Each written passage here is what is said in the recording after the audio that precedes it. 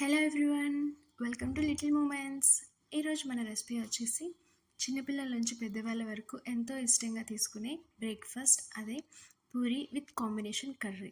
మనలో చాలామంది పూరి చేసేటప్పుడు ఎక్కువగా పొంగవు, లేదు అంటే కొన్ని పొంగుతాయి, కొన్ని పొంగవు, కొన్ని చెక్కల్లా వస్తాయి, లేదు అంటే ఎక్కువగా ఆయిల్ పీల్చేసుకుంటాయి.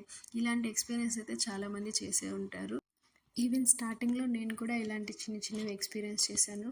బట్ ఈ వీడియో త్రూ మీకు కొన్ని టిప్స్ని షేర్ చేయాలనుకుంటున్నాను. మీరు కనుక ఈ టిప్స్ని ఫాలో అయ్యి ఈసారి పూరి చేసేటప్పుడు కనుక అప్లై చేసినట్లయితే మీకు కూడా పూరీలు చాలా రౌండ్గా, సాఫ్ట్గా అండ్ బాగా పొంగి వస్తాయి అన్నమాట. పఫీగా కనిపిస్తాయి. సో యాక్చువల్లీ ఈ వీడియోలో మీకు పిండి కలిపేది కొంచెం క్లిప్ మిస్ అయింది. అది ఎందుకంటే మనం స్టార్టింగ్ పిండి కలిపే దగ్గర నుంచి ఫైనల్ వరకు చిన్న చిన్న టిప్స్ ఉంటాయన్నమాట. అవి ఫాలో అయ్యి చేసినట్లయితే మనకి పూరీలు బాగా పొంగుతాయి. అండ్ ఇక్కడ చూసినట్లయితే మీరు ఆయిల్ చాలా తక్కువ తీసుకున్నాను నేను, అండ్ ఫ్లేమ్ని హై మెయింటైన్ చేసి పూరీల్ని కాలుస్తున్నాను. దానివల్ల ఆ పూరీలన్నీ పొంగి వస్తాయన్నమాట. మీకు ఎవరికైనా పూరి కలిపే దగ్గర ప్రాసెస్ దగ్గర ఏదైనా డౌట్ ఉంటే నాకు కమెంట్ చేయండి, నేను తప్పకుండా కమెంట్ బాక్స్లో మీకు రిప్లై ఇస్తాను. సో అంతే అండి, ఇలా పూరీల్ని మనం చేసి పెట్టుకున్నాక సైడ్గా కర్రీ కూడా స్టార్ట్ చేసుకుందాము. అండ్ ఈ పూరీ కాంబినేషన్ కర్రీ కోసం మనం 1 టేబుల్ స్పూన్ శనగపిండి తీసుకొని వాటర్తో మిక్స్ చేస్తూ లంప్స్ లేకుండా ఎలా మిక్స్ చేసుకుందాము. అండ్ తర్వాత ఒక పెద్ద సైజ్ ఆనియన్, ఒక చిన్న టమాటో, మీడియం సైజ్ ఒక ఆలూని తీసుకొని క్లీన్ చేసేసి చిన్న చిన్న ముక్కలుగా కట్ చేసి బాయిల్ చేసి ఇలా పక్కన ఉంచుకుందాం. నెక్స్ట్ ప్రాసెస్ వచ్చేసి జనరల్గా పోపు పెట్టేసుకొని అందులో ఆనియన్స్ అవన్నీ మిక్స్ చేసుకోవడం, మనం కట్ చేసి పెట్టుకున్నవన్నీ. సో ఆనియన్స్ ఏంటంటే జనరల్గా ఎక్కువ బాయిల్ చేయనవసరం లేదు, ఇలా దూరగా వేయించుకుంటే చాలా టేస్టీగా ఉంటుంది ఈ కర్రీ వచ్చేసి. బట్ నేను కొంచెం ఎక్కువ వేయించుకున్నాను, మీరైతే మీ టేస్ట్కి తగ్గట్టు చూసుకోండి. అండ్ కారం కూడా ఇక్కడ అవసరం లేదు, మనకి మిర్చితోనే సరిపోతుంది. ఇఫ్ మీకు స్పైసీనెస్ కావాలంటే కొంచెం యాడ్ చేసుకోండి, ఎక్కువ వద్దు, అంత టేస్టీగా ఉండదు. సో నెక్స్ట్ టమాటో కట్ చేసి పెట్టుకున్న ఒక చిన్న టమాటో ఉంది కదా, అది వేసేసుకోండి.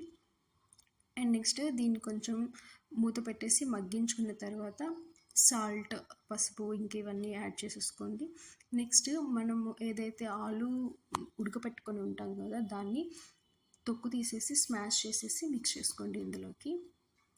అలాగే మనము శనగపిండి ఏదైతే లంప్స్ లేకుండా మిక్స్ చేసుకున్నాం కదా, 1 టేబుల్ స్పూన్ శనగపిండి, దాన్ని ఇందులోకి యాడ్ చేసుకొని ఎక్స్ట్రాగా ఇంకొంచెం వాటర్ దాంట్లో మిక్స్ చేసేసుకొని యాడ్ చేసుకొని ఇంకంతే అండి.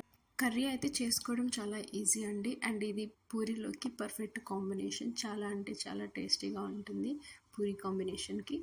అండ్ ఇది ఆలు అయితే మనం ఆల్రెడీ బాయిల్ చేసుకుని ఉన్నాం కాబట్టి దీన్ని ఎక్కువగా మగ్గించాల్సిన అవసరం లేదు. కొంచెం వాటర్ యాడ్ చేసేసి లిడ్ క్లోజ్ చేసేసి ఒక 2 మినిట్స్ ఆర్ 3 మినిట్స్ బాయిల్ చేస్తే సరిపోతుందండి. లాస్ట్లో కొత్తిమీర వేసేసుకొని కర్రీకి మంచి ఫ్లేవర్ని యాడ్ చేస్తుంది.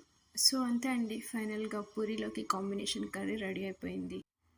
ఈసారి మీరు ఎప్పుడైనా బ్రేక్ఫాస్ట్లోకి పూరీ చేయాలి అని అనుకున్నప్పుడు ఈ వీడియోని ఫాలో అయ్యి ఇందులో చెప్పిన చిన్న చిన్న టిప్స్ని అప్లై చేసి పూరీల్ని ఎంతో చక్కగా చేస్తారని అనుకుంటున్నాను.